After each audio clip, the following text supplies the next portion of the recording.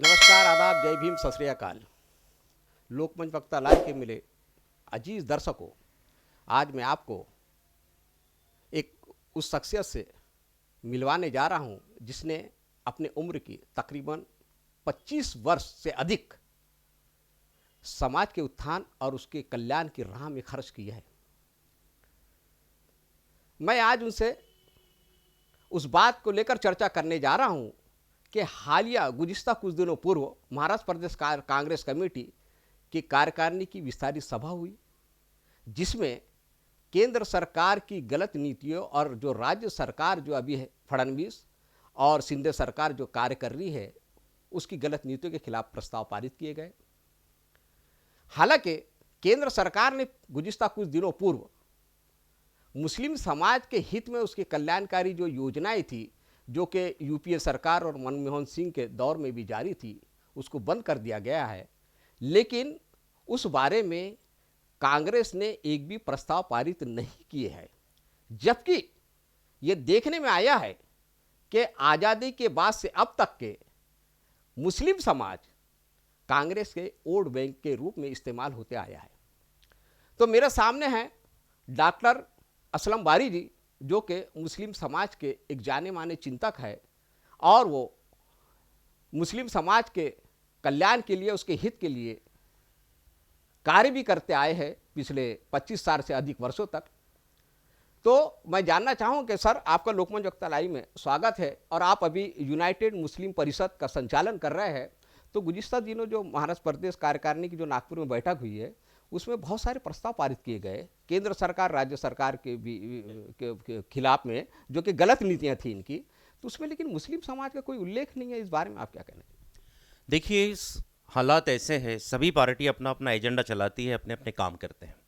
हर कोई अपेक्षा करता है कि मुस्लिम समाज उसको मदद करे, लेकिन आज़ादी के बाद से हम देख रहे हैं कि कांग्रेस पार्टी के साथ मुस्लिम समाज बहुत बड़ी तादाद में रहा है और अभी भी पिछले कुछ सालों से 2014 के बाद से जो हालात बदले हैं, बीजेपी शासित राज्य हुए हैं, केंद्र में भी है और राज्यों में भी है, लेकिन इसके बाद भी जो परिणाम आए हैं चुनाव, उसमें दिखाता है कि कांग्रेस के साथ आज भी बड़ी संख्या में मुस्लिम समुदाय है। लेकिन उसका दूसरा पहलू यह है कि सिर्फ मुस्लिम समाज का नाम लिया जाता है, लेकिन उसके जो सामाजिक, आर्थिक, शैक्षणिक जो प्रॉब्लम है, समस्या है, उस पर कोई बात नहीं करता है। जैसे कि भी आपने जिक्र किया, कुछ दिन पहले महाराष्ट्र की प्रदेश कार्यकारिणी की विस्तारित बैठक अभी नागपुर में हुई थी और उसमें देश के और राज्यों के अलग अलग समस्याओं पर गहन चिंतन हुआ और उसमें प्रदेश के सभी बड़े नेता उपस्थित रहे। लेकिन दुर्भाग्य यह है कि वहां पर किसी भी व्यक्ति ने, किसी भी वक्ता ने, किसी भी नेता ने मुस्लिम समाज के सामाजिक आर्थिक मुद्दों की चर्चा तक भी नहीं की। जबकि अभी कुछ ही दिन पहले पूरे भारत के लिए बहुत दुर्भाग्यपूर्ण निर्णय मोदी सरकार ने लिए हैं, खास करके अल्पसंख्यक समाज से संबंधित।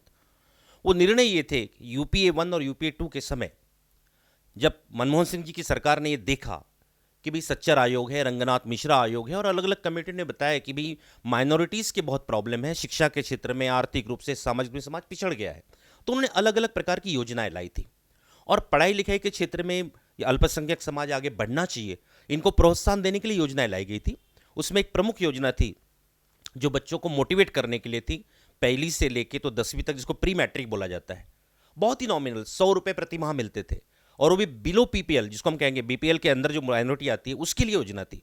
लेकिन मोदी सरकार ने उस योजना को फिलहाल बंद कर दिया है और ये बताया गया है कि आरटी तो चल रहा है, तो आरटी के अंदर तो बच्चे पढ़ लेते हैं, जबकि आरटीआई एक अलग क्षेत्र है, आरटी एक अलग क्षेत्र है, वो पढ़ाई के बारे में है। ये प्रोत्साहन योजना थी, लेकिन इसको सरकार ने द्वेष की भावना से बंद कर दिया है।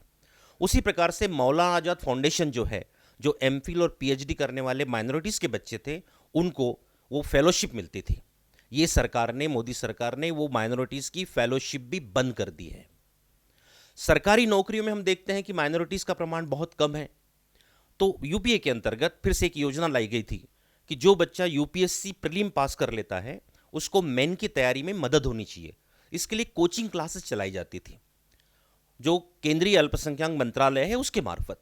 मोदी सरकार ने तीसरा और निर्णय वो भी लिया है कि वो भी यूपीएससी प्रीलिम पास करने के बाद मेन का जो प्रशिक्षण होता है, वो योजना सरकार ने बंद कर दी है।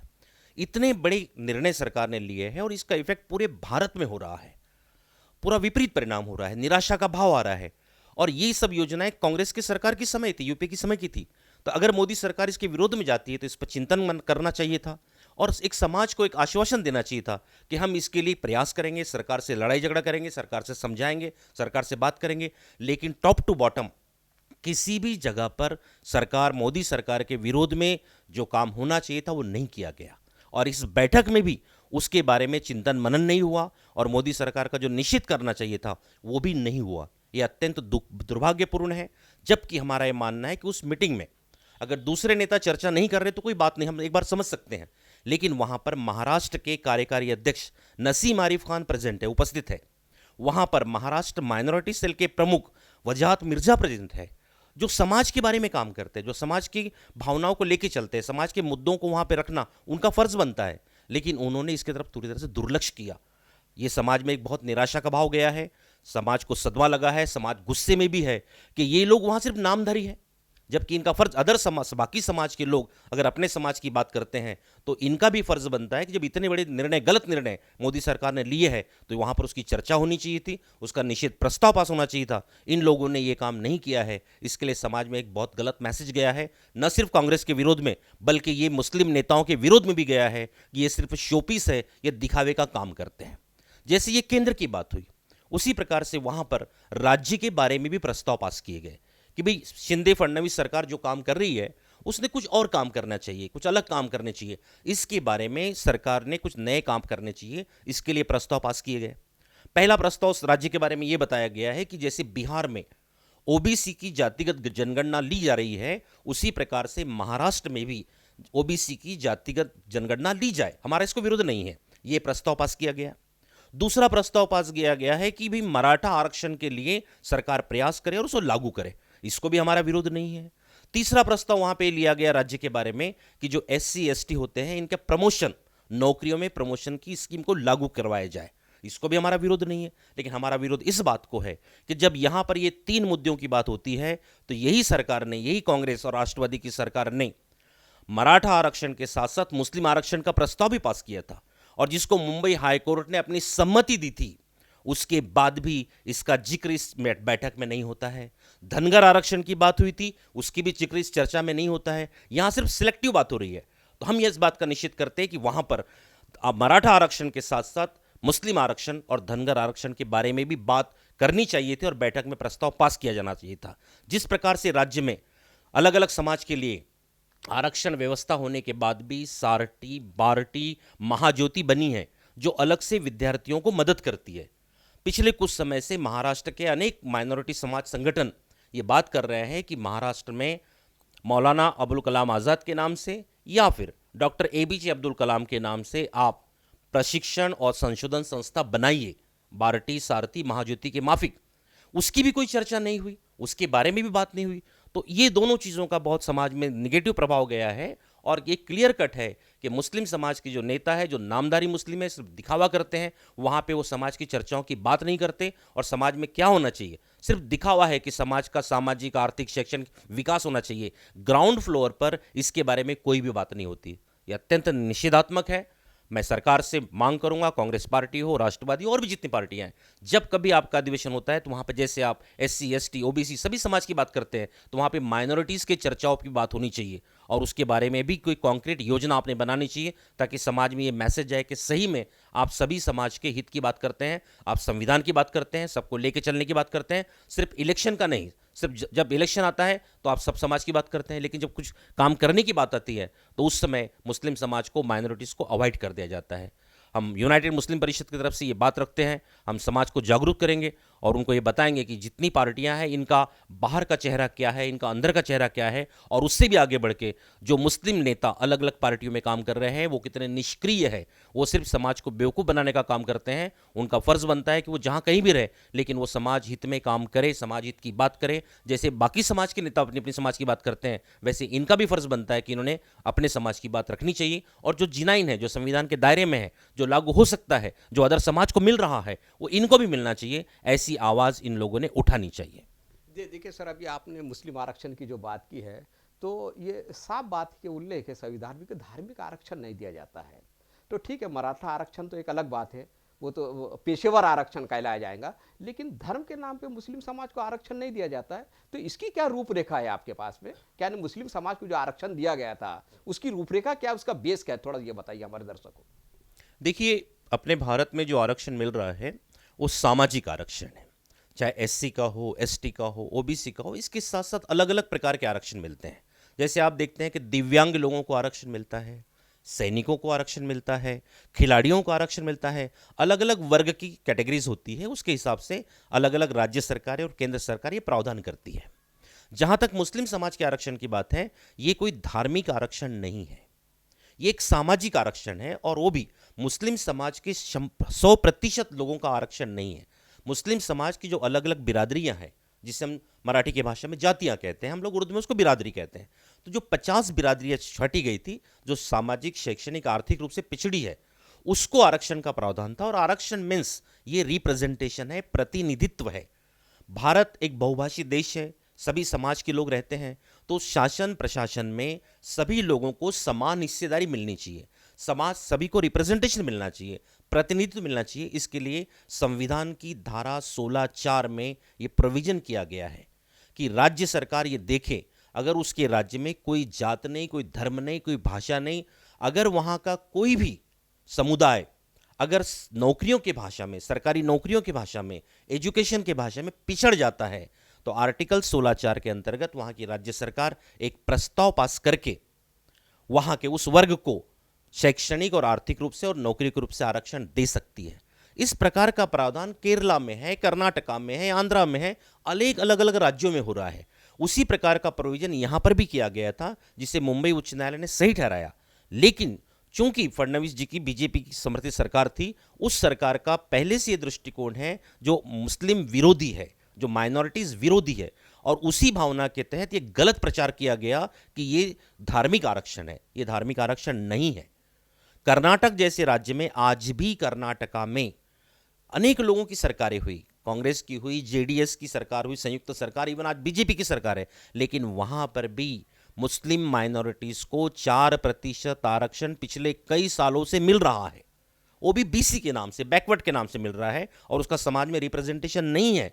आर्थिक निकष लगा के वो दिया जा रहा है, वही निकष यहां भी लग सकते थे। तो एक राज्य में जो चालू है और दूसरे से बंद करते हैं, ये टोटली पक्षपातपूर्ण है। और ये पूरे समाज का आरक्षण नहीं है, ये कुछ वर्गों के लिए है जो निश्चित रूप से पिछड़ गए। और सभी आयोग, चाहे आप रंगनाथ मिश्रा आयोग की बात कर लीजिए, चाहे सच्चर कमेटी की बात कर लीजिए, महाराष्ट्र की महमूद रहमान कमेटी की बात कर लीजिए, हर किसी ने डॉक्यूमेंट के साथ में पूरा रिसर्च करके ये बताया है कि मुस्लिम समाज नामधारी है। हम तो ये भी कहते हैं, किसी भी नॉन मुस्लिम को, इवन आप आरएसएस प्रमुख को भी आज ये कह दीजिए, रिक्वेस्ट कर दीजिए कि साहब आप जाके पता लगाइए, तो भी यही रिजल्ट देंगे कि सरकारी नौकरियों में, हायर एजुकेशन में मुस्लिम समाज नहीं के बराबर है।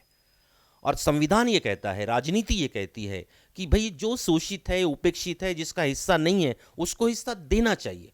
तो जिनाइन है, न्यायपूर्ण है। जो भी नेता, जो भी सरकार न्याय की बात करती है, संविधान की बात करती है, उसका पहला फर्ज है आज देश में और राज्य में सबसे उपेक्षित हायर एजुकेशन के मामले में, सबसे उपेक्षित सरकारी नौकरियों के बारे में, और जो भी सरकारी योजना है वहाँ से मुस्लिम समाज, अल्पसंख्यक समाज नामधारी बन गया है, नाम मात्र है, इसलिए इसको पहला हिस्सा मिलना चाहिए। ये कहा गया है, अलग अलग आयोगों ने भी कहा गया है। इसीलिए मनमोहन सिंह जी की सरकार ने सच्चर आयोग के रिपोर्ट को कोट करते हुए कहा था कि भैया जो पैसा आता है, जो फंड आता है, जो टैक्स आता है, वो किस पे खर्च करना चाहिए। तो वो आयोग ने कहा था कि सबसे उपेक्षित वर्ग अल्पसंख्यक समाज है, उस पर खर्च करना चाहिए। जबकि उसका मिस इंटरप्रिटेशन हुआ, गलत लोगों से बोला गया, गलत प्रचार किया गया, ये सिर्फ अल्पसंख्यक की बात करते हैं, ऐसा नहीं है। जो भी सबसे उपेक्षित है उसका पहला हिस्सा बनता है। तो इस आधार पर, क्योंकि अगर हमारे अंग का कोई भी भाग अगर खराब हो जाता है तो धीरे धीरे वो पूरे बॉडी को खराब कर देता है। इसलिए उस पार्ट को जितने जल्दी आप ठीक करोगे, देश मजबूत करने के लिए सभी अंगों को साथ लेकर चलना जरूरी है। इसलिए आज के डेट में एक रिप्रेजेंटेशन के नाते, परिस्थिति के नाते अनुपस्थिति हो उनकी, उसलिए समाज के सभी वर्गों के साथ में अल्पसंख्यक समाज को भी हिस्सेदारी मिले, और निश्चित रूप से इसको आरक्षण मिलना ही चाहिए। तो आपका ये साफ कहना है कि जो मुस्लिमों को जो आरक्षण दिया गया था महाराष्ट्र में, वो कोई धार्मिक आरक्षण नहीं था, बल्कि संविधान की धारा 16(4) के अंतर्गत दिया गया था, जो कि संवैधानिक अधिकार था। मुस्लिम जो उपेक्षित वर्ग हो गया, हर क्षेत्र में जो पिछड़ गया। अच्छा सर, एक सवाल मेरा और है कि अभी चर्चा, एक आम जैसी चर्चा है कि मोदी सरकार ने जो मुस्लिम समाज के जो बच्चे थे हायर एजुकेशन में, जो उनको लोन दिया जाता था पढ़ने के लिए, जो नहीं था, तो उसको पिछले का जो सरकार में जो था, ये जो एनडीए सरकार जो है केंद्र की, इसमें मुख्तार अब्बास नकवी पहले मिनिस्टर थे माइनॉरिटी अफेयर मिनिस्ट्री के, तो उनने वो जो उसके ऊपर जो ब्याज दिया जाता था उसको माफ़ कर दिया था, लेकिन फिर ये सरकार ने फिर से लागू कर दिया। तो सुना है क्या आप? जी, देखिए कैसा है कि जो कांग्रेस पार्टी के ज़माने से यूपीए की सरकार ने जो भी स्कीमें लाई थी, उसका प्रयास यही था कि एजुकेशन में ये बच्चे पढ़े, इनको मोटिवेशन मिले, और इसके लिए अलग अलग स्कीमें चली थी। अल्पसंख्यक मामलों के मंत्री नकवी जी थे, उन्होंने भी उसमें काफ़ी सुधार लाया और उसको आगे बढ़ाया। लेकिन नकवी जी के हटने के बाद ही सरकार ने माइनॉरिटी मिनिस्ट्री के अंदर के जो कभी काम किए हैं वो टोटली मुस्लिम विरोधी किए हैं, माइनॉरिटी विरोधी काम किए हैं। देखिए, विदेश में जो लोग पढ़ने के लिए जाते हैं उसके लिए अलग से खास विशेष करके कोई प्रोत्साहन योजना माइनॉरिटीज़ के लिए नहीं थी। लेकिन बाद में एक स्कीम निकली कि जो लोग जाते हैं या जा सकते हैं एज पर मेरिट, उनको कुछ फाइनेंशियली मदद हो जाए, तो उसके लिए भी लोन का प्रोविजन किया गया है कि आप अलग अलग बैंकों से या माइनॉरिटी कुछ संस्थाएं हैं वहाँ से आप लोन ले सकते हैं। क्योंकि लोन बड़ा होता है, विदेश में पढ़ने के लिए बहुत पैसे लगते हैं, तो उस पर ब्याज भी बहुत लगता है। तो उसके लिए सरकार ने एक प्रोत्साहन योजना चालू की थी कि जो बच्चे मेरिट बेस पे और मान्यता प्राप्त विद्यापीठों में बाहर पढ़ने को जाते हैं, उनका लोन अगर मंजूर हो जाता है तो लोन के ऊपर लगने वाला जो ब्याज है वो उसमें सरकार सब्सिडी देगी, एक प्रकार से वो माफ़ कर देगी, और नौकरी लगने के बाद वो बच्चों को सिर्फ जो मूल रकम है जो लोन लिया है वही उसे वापस करना है। ये योजना पिछले कई सालों से चल रही थी, लेकिन अभी कुछ दिन पहले मोदी सरकार ने फिर एक निर्णय लिया है और जो ब्याज की सब्सिडी थी वो टोटली बंद कर दी है। वो बंद करने के बाद अगर अब कोई बच्चा जाता है तो उसे लोन भी देना है, लोन का ब्याज भी देना है, तो निश्चित रूप से विदेश में पढ़ने की अपेक्षा रखने वाला जो अल्पसंख्यक समाज है वो पीछे हट जाएगा, वो डर जाएगा, उसे ब्याज देना इतना पुराएगा नहीं। तो ये एजुकेशन से अल्पसंख्यक समाज को दूर करने का एक जानीपूर्वक, जिसे हम कहते हैं शातिर निर्णय है, जो जानबूझ के अल्पसंख्यक समाज को हायर एजुकेशन से दूर करने का प्रयास कर रहा है, जो निश्चित ही गलत है। सरकार को अपने निर्णय पर सोचना चाहिए, बल्कि इसके विपरीत और भी अलग अलग योजनाएं लानी चाहिए ताकि बच्चे पढ़े, आगे जाए। जब सरकार ये कहते हैं, मोदी जी खुद कहते हैं कि मैं ये चाहता हूं कि मुस्लिम समाज के बच्चे के एक हाथ में कुरान हो और एक हाथ में कंप्यूटर हो। आप ये कहते हैं कि मुस्लिम समाज पढ़ाई लिखाई वाला बने। आप खुद पैगंबर जी का उदाहरण देकर ये कहते हो कि देखो, पैगंबर साहब ने कहा था कि कुरान में अल्लाह के जिक्र के बाद में सबसे ज़्यादा जिक्र इल्म का होता है, ये मोदी जी ने कहा है। लेकिन आज जो निर्णय अभी हो रहे हैं वो टोटली मुस्लिम समाज को एजुकेशन से दूर करने के हो रहे हैं। ये बहुत आश्चर्यजनक है कि ऐसा क्यों हो रहा है, ऐसा क्या हो गया है कि सरकार, हमें तो ये लगता है कि सरकार 2024 के इलेक्शन के लिए मुस्लिम द्वेष का एक माहौल बनाकर फिर से इलेक्शन जीतना चाहती है। इसके अंतर्गत ये काम हो रहा है और ये टारगेट बच्चों को किया जा रहा है, जो पढ़ाई लिखाई वाले बच्चे हैं। मदरसे के बच्चों को टारगेट किया जाता है, उर्दू स्कूलों को टारगेट किया जाता है, वहाँ की मिलने वाली सुविधाएं बंद की जाती हैं, अलग अलग कारणों से मदरसे गिराए जाते हैं, पढ़ने के लिए बच्चे वहाँ ना जाए इसका प्रयास किया जाता है। और अब जो बच्चे स्ट्रीम, जो नॉर्मल टीम है, नॉर्मल स्ट्रीम है, वहाँ पढ़ने वाले स्कूल कॉलेज के जो बच्चे हैं उनको भी पढ़ाई से दूर करने का ये प्रयास किया जा रहा है। माली हालत कमज़ोर की जा रही है ताकि एजुकेशन में समाज पिछड़ जाए। ये निश्चित रूप से टोटली गलत है। समाज के सभी वर्गों के लिए आप अलग अलग योजनाएं चला रहे हैं, आप बाकी वर्गों को सुविधाएं दे रहे हैं और माइनॉरिटीज़ की योजनाओं को आप ख़त्म कर रहे हैं। ये टोटली बहुत गलत मैसेज जा रहा है देश और दुनिया में। हम आपके माध्यम से शासन प्रशासन से ये निवेदन करते हैं कि इस प्रकार की नीतियों को बंद किया जाए और जो योजनाएं पहले से चल रही थी उसे कंटिन्यू किया जाए और लगे उसमें ज़्यादा सुधार कैसे हो, ज़्यादा लोगों को उसका एडवांटेज कैसे मिले, इसका सरकार प्रयास करे। देखिए सर, एक सवाल और है आपसे कि आप पिछले कई सालों से मुस्लिम समाज के हित और उसके उत्थान के लिए कार्य करते आ रहे हैं। सुनने में तो ये भी आया है कि आप ही लोग थे जो मौलाना आज़ाद आर्थिक विकास महामंडल जो बना है राज्य में, तो उसके भी जो रचयिता जो है, जहाँ तक के वो आप ही लोग हैं। और दूसरा जो अपना माइनॉरिटी कमीशन जो बना है उसको भी संवैधानिक जो दर्जा देना चाहिए, इसका भी आप लोगों ने आंदोलन वगैरह किए थे। तो ये जो योजनाएं जो बंद कर दी गई है, अभी जो फिर से जो आप जिसकी लागू करने की मांग कर रहे हैं, अगर सरकार ने ये नहीं कर सके फिर आप आंदोलन करेंगे क्या, सड़कों पर उतरेंगे? आपका जो यूनाइटेड मुस्लिम परिषद है इसकी क्या रूपरेखा है? देखिए, समाज में रहते हैं तो समाज के लिए काम करना ये हर किसी का फर्ज है, कर्तव्य है, एक नैतिक जवाबदारी है। और हर कोई आदमी, कोई अमर कोई भी नहीं है दुनिया में। जो भी आदमी आया है वो अपने काम करेगा, चला जाएगा। पहले भी नेता हुए हैं, लेकिन वो नेता संकुचित विचार के नहीं थे, वो सबको लेकर चलते थे और सबका विकास करते थे। और जो राजनेता होते थे उनका भी प्रयास रहता था कि हमारे राज्य में जितने भी लोग हैं वो कल्याणकारी राज्य की कल्पना में काम करते थे। हम हमारे राज्य में शिवाजी महाराज से बात करते हैं, उनके जो शुरुआत करते तो जितने भी राजा महाराज हुए सब ने कल्याणकारी कार्य किया है, समाज के सभी वर्गों को साथ में लेके चला है। लेकिन मुस्लिम परिषद ने जो आंदोलन चलाए समाज के लिए, अदर समाज के मुताबिक अपने भी समाज को, माइनॉरिटीज को भी कुछ योजनाएं मिले, इसका प्रयास किया गया और कुछ कुछ योजनाएं लागू भी हुई। लेकिन अभी जब से मोदी सरकार आई है केंद्र में और राज्य में और अलग अलग जगह पर, इनका प्रयास जो है कि अगर हो सकता है तो क्लियर उन योजनाओं को बंद कर दिया जाए, और अगर थोड़ी नियम के हिसाब से कुछ तकलीफ आती है तो ये वहां पर अधिकारी कर्मचारी न देते हुए उसे अपने आप मरने के लिए छोड़ देते हैं। इस प्रकार का तंत्र चल रहा है। मौलाना आज़ाद महामंडल में अनेक वर्षों से वहां पर अधिकारी नहीं है। अधिकारी न होने से काम नहीं हो पाता है, योजनाएं पेंडिंग पड़ी रहती हैं। जो आयोग है जो उसकी फंडिंग करता है, वहां पे फंड बहुत कम दिया जाता है। फंड दिखावे के लिए बजट में शो किया जाता है, लेकिन वो रिलीज बहुत कम होता है, वो मिलता नहीं है, इसलिए योजना अपने आप मर जाती है। इस प्रकार का प्रयास चल रहा है, चाहे मौलाना आज़ाद महामंडल हो, चाहे अल्पसंख्यक कल्याण मंत्रालय को अधिकार हो, अल्पसंख्यक आयोग के अधिकार हो, उसके बाद पीएमटी का जो प्रॉब्लम है, उर्दू पीएमटी में लोगों ने काम किया है, उसको बढ़ावा मिलना चाहिए था, वो नहीं हो पा रहा है।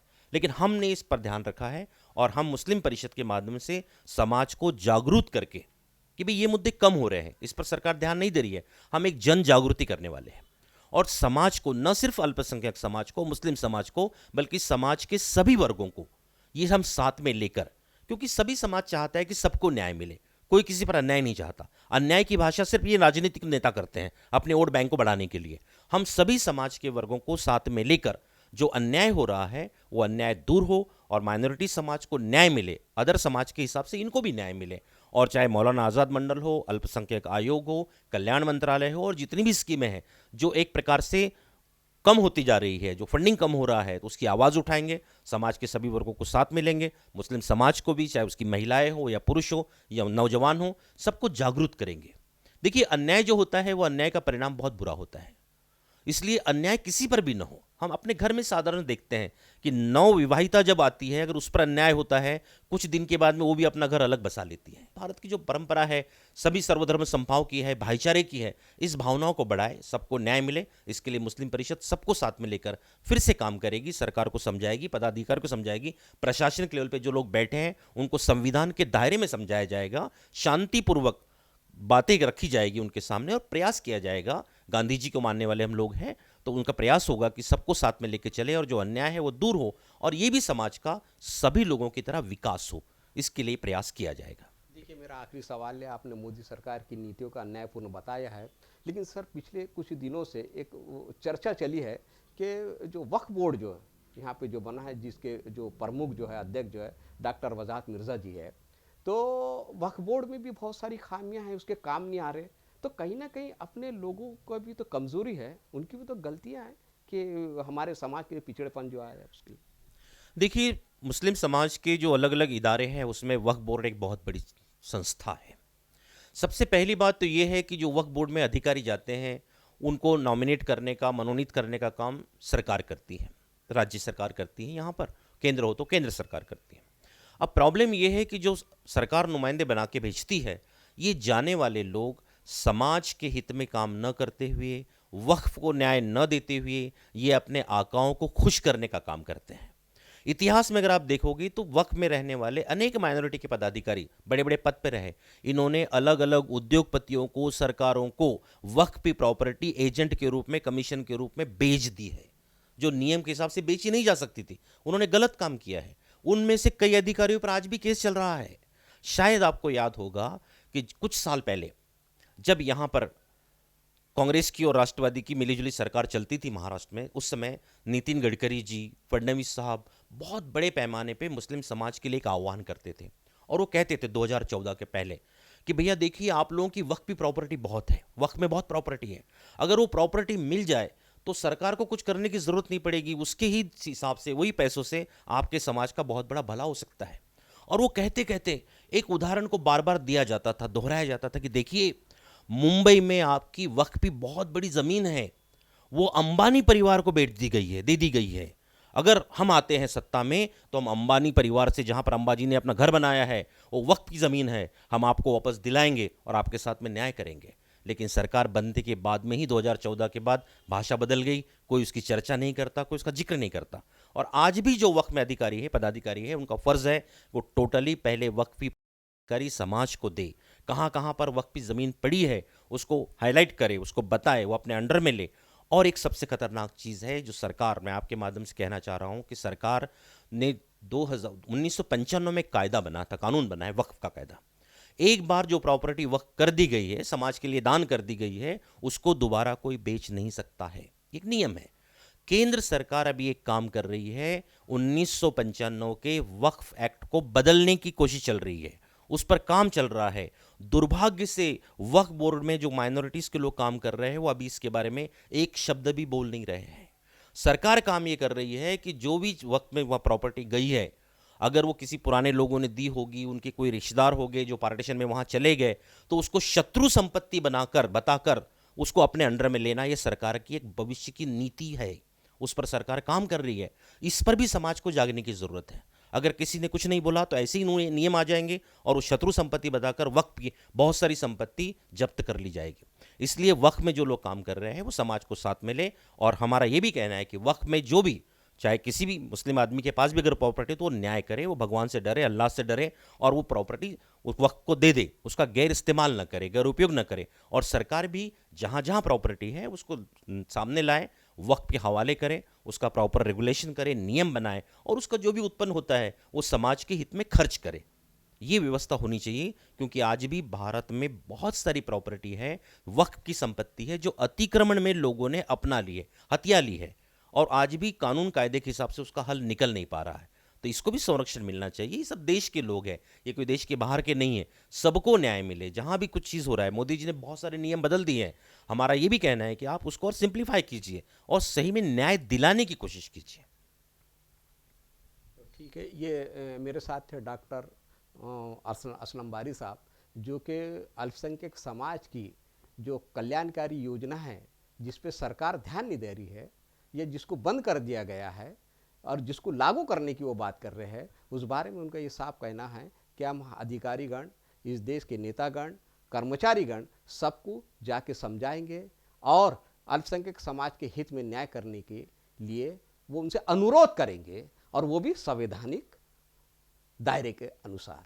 तो अब मैं अपने कैमरामैन के साथ विदा लेना चाहता हूँ। जय भारत, जय संविधान, जय लोकतंत्र, जय सेवा।